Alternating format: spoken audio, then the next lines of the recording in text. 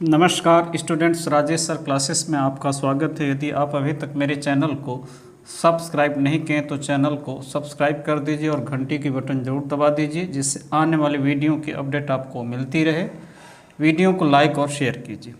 Science class 10 chapter 13 विद्युत धारा का चुंबकीय प्रभाव पार्ट 5 यानी चैप्टर 13 पर 5वां वीडियो विद्युत चुंबकीय प्रेरण। इस वीडियो में विद्युत चुंबकीय प्रेरण क्या होता है उसको विस्तार से बताऊंगा।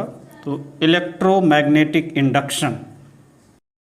हम जानते हैं कि विद्युत धारा अथवा गतिमान आवेश के कारण चुंबकीय क्षेत्र उत्पन्न होता है। इसे देखते हुए फैराडे तथा हेनरी ने सोचा कि फिर तो चुंबकीय क्षेत्र के कारण विद्युत धारा भी उत्पन्न होनी चाहिए।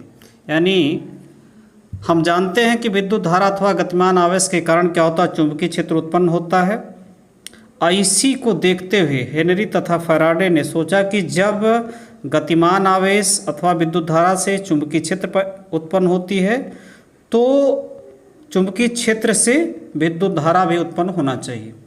तो इसके लिए उन लोगों ने प्रयोग किए, जिसमें दो प्रयोग यहाँ पर हैं। तो देखिए, पहला प्रयोग फैराडे तथा हेनरी का प्रयोग 1। चित्र ए में तार की एक कुंडली के दोनों सिरे एक धारामापी से जुड़े हैं। जब क्षण चुंबक के उत्तरी ध्रुव यान को कुंडली की ओर चलाया जाता है तो धारामापी में क्षणिक विक्षेप होता है। इस प्रकार चुंबक के गति के कारण कुंडली में विद्युत धारा प्रवाहित होती है। यानी चित्र ए में तार की एक कुंडली है, कुंडली के दोनों सिरे एक धारामापी से जुड़े हैं। जब एक क्षण चुंबक का उत्तरी ध्रुव इसकी ओर चलाया जाता है तो धारामापी में क्या होता है, विक्षेप होता है। इस प्रकार ये कब होता है विक्षेप, जब चुंबक की गति होती है तब होता है। यदि चुंबक यहाँ स्थिर है तो इसमें कोई विक्षेप नहीं होता है। चुंबक को कुंडली से यदि दूर ले जाएंगे तो पुनः धारामापी में विक्षेप विपरीत दिशा में होता है। यदि इसको हम दूर ले जाएं, यहाँ तो नज़दीक ले रहे हैं, इसमें देखिए दूर ले जा रहे हैं। यदि दूर ले जाएंगे तब पुनः क्या होगा, धारामापी में विक्षेप होगा, लेकिन वह विक्षेप क्या होगा, विपरीत दिशा में होगा। वह विक्षेप क्या होगा, विपरीत दिशा में होगा। अब इसी प्रकार यदि चुंबक के दक्षिणी ध्रुव यश कुंडली के पास लाएं अथवा दूर ले जाएं तो धारामापी में विक्षेप पहले से विपरीत दिशाओं में होता है। जिस प्रकार उत्तरी ध्रुव के ले जाने से होता है, पास ले जाने या दूर ले जाने से, उसी प्रकार यदि हम दक्षिणी ध्रुव को भी कुंडली के पास ले जाएं तो धारामापी में विक्षेप पहले से विपरीत दिशाओं में होते हैं। अब धारामापी में विक्षेप तब तक ही होता है, इस धारामापी में विक्षेप तब तक ही होता है जब तक चुंबक गतिशील रहता है। ये धारामापी में विक्षेप कब तक होता है, जब तक चुंबक क्या होता है, गतिशील होता है। जब चुंबक गतिशील होता है तभी इसमें क्या होता है, विक्षेप होता है। चुंबक के रुकते ही विक्षेप क्या होता है, बंद हो जाता है। तो चुंबक को स्थिर, यदि मान लीजिए अभी चुंबक को इसके नज़दीक ले जाया जा रहा था, दूर ले जाया जा रहा, अब इसको स्थिर करके कुंडली को ही यदि हम इसके नज़दीक लाएं, चुंबक को स्थिर रखकर यदि कुंडली को चुंबक के पास लाएं या दूर ले जाएं, तब भी धारामापी में उसी प्रकार के विक्षेप होते हैं। अतः कुंडली में धारा चुंबक अथवा कुंडली के सापेक्ष गति के कारण उत्पन्न होती है।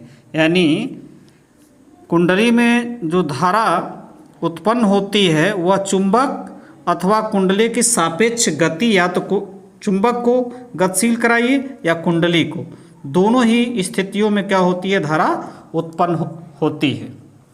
सापेक्ष गति जितनी तेज होगी, सापेक्ष गति जितनी तेज होगी, धारा की प्रबलता उतनी अधिक होगी। यदि कुंडली में फेरों की संख्या बढ़ा दी जाए, यदि कुंडली में फेरों की संख्या बढ़ा दी जाए तो भी धारा की प्रबलता बढ़ जाएगी। अब देखिए दूसरा प्रयोग 2। इसमें दो कुंडलियां एक दूसरे के पास रखी जाती हैं। पहली कुंडली के सिरों को बैटरियों कुंजी से तथा दूसरी को धारामापी से जोड़ा गया है। चित्र में हम देख रहे हैं दो कुंडली हैं, एक कुंडली का जो सिरा है बैटरियों कुंजी से, जबकि दूसरी कुंडली का सिरा धारामापी से जोड़ा गया है। जब पहली कुंडली में धारा प्रवाहित करते हैं तो दूसरी कुंडली से जुड़े धारामापी में विक्षेप, तीव्र विक्षेप होता है। यानी जब पहली कुंडली में धारा प्रवाहित किया जाता है तो देखा जाता है कि दूसरी कुंडली से जुड़े धारामापी में क्या होता है, विक्षेप होता है। इसका कारण है कि कुंजी दबाने पर पहली कुंडली में धारा प्रारंभ होती है, जिससे चुंबकीय क्षेत्र उत्पन्न होता है। इस क्षेत्र की चुंबकीय क्षेत्र रेखाएं दूसरी कुंडली से गुजरती हैं और जब कुंजी में प्लग लगाया जाता है तो दूसरी कुंडली से चुंबकीय क्षेत्र रेखाएं शून्य से एक निश्चित मान तक बढ़ती हैं। यानी जब इसमें धारा प्रवाहित की जाती है तो इस कारण, क्योंकि इसमें धारा प्रवाहित हो रही है तो इस कारण क्या होगा, इसके चारों तरफ चुंबकीय क्षेत्र उत्पन्न होगा और यह चुंबकीय क्षेत्र रेखाएं जो हैं दूसरे कुंडली में से गुजरती हैं और यह शून्य से एक निश्चित मान तक क्या होती हैं, बढ़ती हैं। इस परिवर्तन के कारण, इन चुंबकीय क्षेत्र रेखाओं के परिवर्तन से दूसरी कुंडली में विद्युत वाहक बल क्या होता है, प्रेरित होता है। जो चुंबकीय क्षेत्र रेखाएं शून्य से एक निश्चित मान तक बढ़ती हैं तो इस कारण दूसरी कुंडली में विद्युत वाहक बल क्या होता है, प्रेरित होता है तथा धारा प्रवाहित होती है।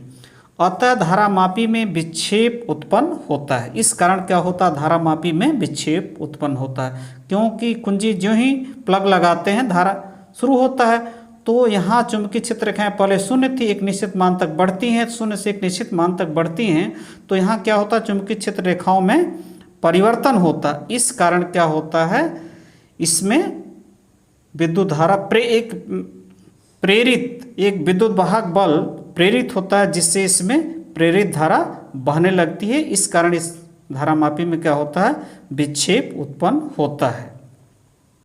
इसी प्रकार जब कुंडली से प्लग को निकाल लेते हैं तब पहली कुंडली में क्या होती है, धारा बंद हो जाती है और दूसरी कुंडली में क्षेत्र रेखाएं घटकर शून्य हो जाती हैं। जो एक निश्चित मान तक चुंबकीय क्षेत्र रेखाएं बढ़ी हुई होती हैं वो क्या होती हैं, शून्य हो जाती हैं, यानी अधिकतम से शून्य। इस दौरान भी चुंबकीय क्षेत्र रेखाओं में क्या होता है, परिवर्तन होता है। तो चुंबकीय क्षेत्र रेखाओं में जब परिवर्तन होता है तो धारामापी में पुनः क्या होता है, विपरीत दिशा में विक्षेप होता है। धारामापी में क्या होता है, विपरीत दिशा में विक्षेप होता है। इस प्रकार उपर्युक्त प्रयोगों से यह तथ्य प्राप्त होता है कि जब किसी कुंडली से होकर जाने वाले चुंबकीय क्षेत्र रेखाओं में परिवर्तन होता है तो कुंडली में विद्युत वाहक बल प्रेरित होता है, जिससे कुंडली में प्रेरित धारा प्रवाहित होने लगती है। इस घटना को विद्युत चुंबकीय प्रेरण कहते हैं। यानी इन दोनों प्रयोगों से यह तथ्य प्राप्त हो रहा है कि जब किसी कुंडली में से होकर जाने वाले चुंबकीय क्षेत्र रेखाओं में परिवर्तन होगा तो कुंडली में क्या होगा, प्रेरित विद्युत वाहक, तो कुंडली में विद्युत वाहक बल क्या होगा, प्रेरित होता है, जिससे कुंडली में क्या होता है, प्रेरित धारा प्रवाहित होने लगती है। इस घटना को यानी इस प्रक्रिया को विद्युत चुंबकीय प्रेरण कहते हैं। नमस्कार।